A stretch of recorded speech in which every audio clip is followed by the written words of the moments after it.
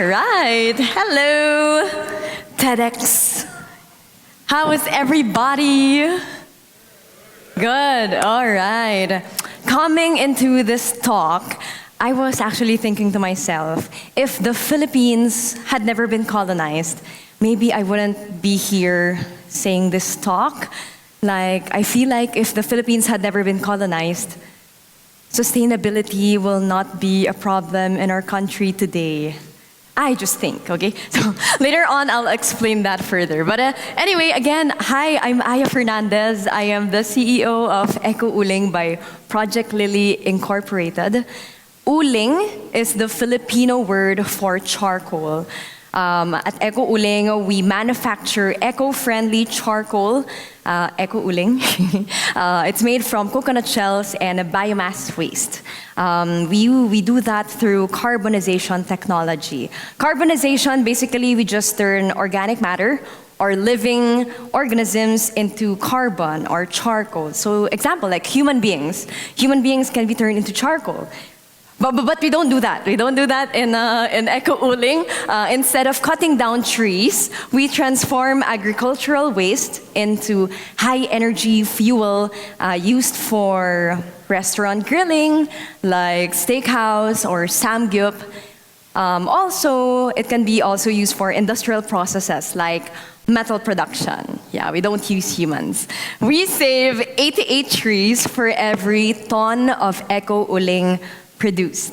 So that's like one tree for every sack that we sell. What we're doing, honestly, is not revolutionary.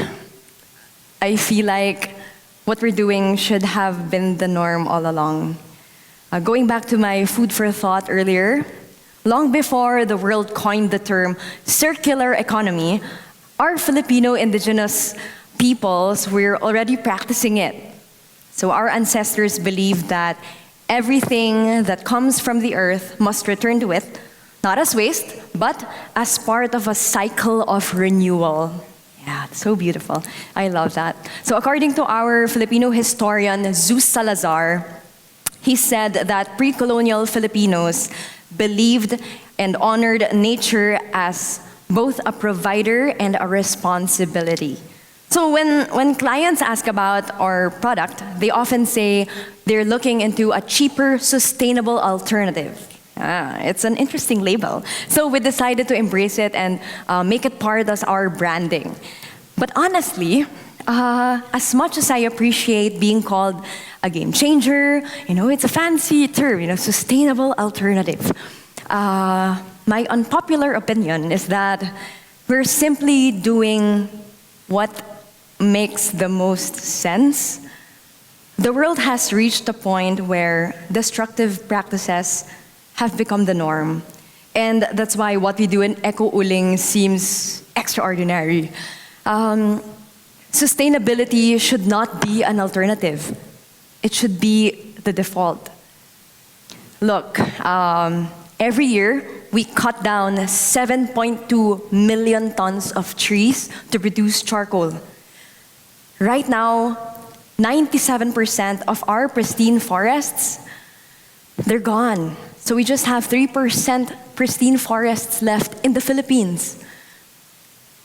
But deforestation is not about, cutting down trees. It's not just about that. It's not just about losing trees. It's about the millions of vulnerable Filipinos living in flood-prone cities, facing the consequences of landslides, rising waters. You've seen that on the news. At the same time, we waste 2.2 billion tons of coconut byproducts annually. So instead of repurposing them, they pile up in landfills where they take years to decompose. They become breeding grounds for mosquitoes, and then that increases the risk of dengue and malaria. And in large quantities, they pose fire hazards. So why are we still cutting down trees, when the solutions are right in front of us? Progress isn't always about moving forward. Sometimes it's just really about going back to the basics, relearning the basics, but then again, we were colonized and we forgot about that part.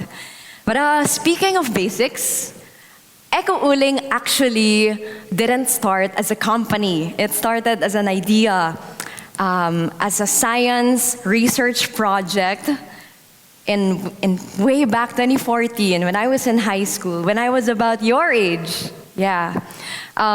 We explored turning biomass waste into livelihood opportunities. And then after graduating, we launched as a livelihood project hoping to create impact. But that was around 2015. But quickly, we faced a hard truth. Livelihood projects are very difficult to scale. Based from our experience, livelihood projects rely on grants, they lack formal structures needed for corporate transactions, and we had the struggle to gain trust from clients who had big orders. And so to create a lasting impact, Eco-Uling had to go big, and we transitioned into a self-sustaining enterprise, investing in technology and standardizing our operations and putting a solid, mark in the marketplace, or having a solid market presence. So in 2022, we finally took the leap, and officially we became a corporation. And today, Eco-Uling sells over 100 tons of Eco-Uling nationwide and continuously building carbonization facilities in farming communities in provinces up to as of speaking. That shift wasn't just about growth. Okay, it's not even about growth. It was about survival.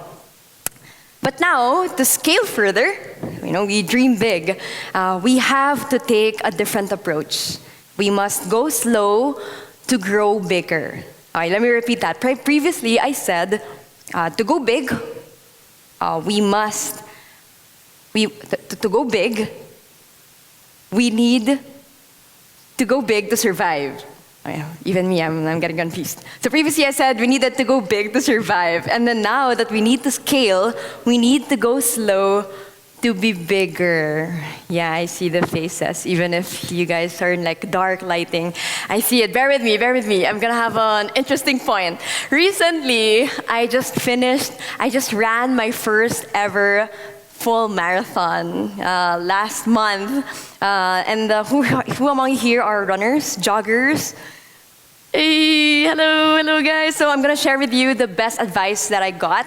And the best advice that I got was go slow to go fast.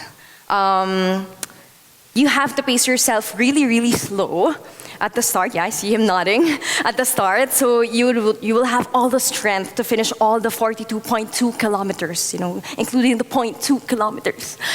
During the race, I'm guilty that I fell into the trap of focusing too much on speed. So in the last 8 kilometers, I was really dying. I was questioning my life decisions, why I did it in the first place. But in the end, I finished around 5 hours, and I learned the hard way that endurance and resilience mattered most. So scaling in business works the same way. Many businesses push for rapid expansion only to struggle with inefficiencies, unstable supply chains, or unintended harm to the workers and the environment. And they just get away with it. You can Google it. The real challenge is not just about growing. It's about growing in a way that lasts. That's why we take a different approach. We go slow to grow bigger. So I hope now it's getting clear now. Yeah, I see nod in the audience. Thank you. Let's define those two. Let's define those two. Going slow to grow bigger. So we all want to grow bigger. So let's define the growing bigger first. So when we say grow bigger, that means scaling production, increasing profit. Yeah, we all like that. On the other hand, going slow means investing in systems that empower rural farming communities, teaching carbonization technology step by step, and ensuring that sustainability is ingrained in every step of the way, in every process. And those two combined together, we prove that sustainability is not just an alternative, it is a viable business model. The shift isn't just happening in our work, actually. Across industries like renewable energy, regenerative farming, and waste-to-resource innovations. These show that long-term resilience comes from working with nature and not against it. The solutions have always been there. It's just a matter of shifting how we think about progress. Again, true sustainability isn't just about moving fast. It's about moving with purpose, refining systems before expanding, making sure growth benefits not just the company, but also the communities and ecosystems around it. Because real progress isn't about just like chasing the next big thing. It's always about that. But no, it's about setting the right pace. Running a marathon, one that ensures no one is left behind. In chasing Western ideas of progress, like bigger, faster, cheaper, we overlook the simple solutions that were right in front of us. Real progress isn't about constantly finding something new, next big thing. It's about recognizing the value of what's already there. Our people, our resources, our communities. And lastly, you can forget everything that I said today, including that I just finished my marathon. I'm kidding. You can forget everything that I said, but not this. Investing in rural economies is not charity. Sustainable growth, that's our goal. And investing in rural economies is a strategy for long-term sustainable growth. When we prioritize capacity building, fair wages, occupational safety, and community impact, we're not just creating jobs.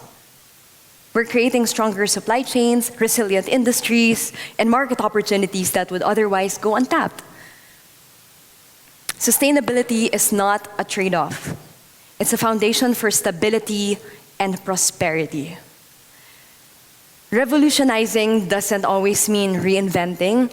Sometimes it's just about rediscovering what we've always had but failed to see.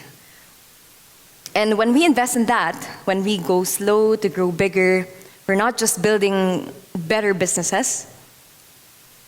We're creating a system where no one is left behind. And because more people we uplift, the more people we uplift, the stronger we become. And the stronger we become, the faster we move together. These things that I'm saying here, I'm very grateful to be standing in this red dot. Now I feel like I know the feeling of how an ant feels, when you play with your ant, then you draw a circle, and then it can't move around. But anyway, if I say these things to other stakeholders who I am, meeting today, eyebrows are raised of what I'm saying. But then again, I mentioned earlier, we started when I was your age, so I really hope you will never forget that. And along the way, when you graduate this amazing place, we can work together. And if you have other questions, you can reach out or email me. They will flash my email on the screen. And maybe, we can work together and build a sustainable future together. So once again, thank you very much, and I hope to see you around the sustainability space. And that means sustainability is already the norm. We wouldn't be making these talks already. Then again, I appreciate the invitation, but you get the point. Thank you so much. Oh yeah, there.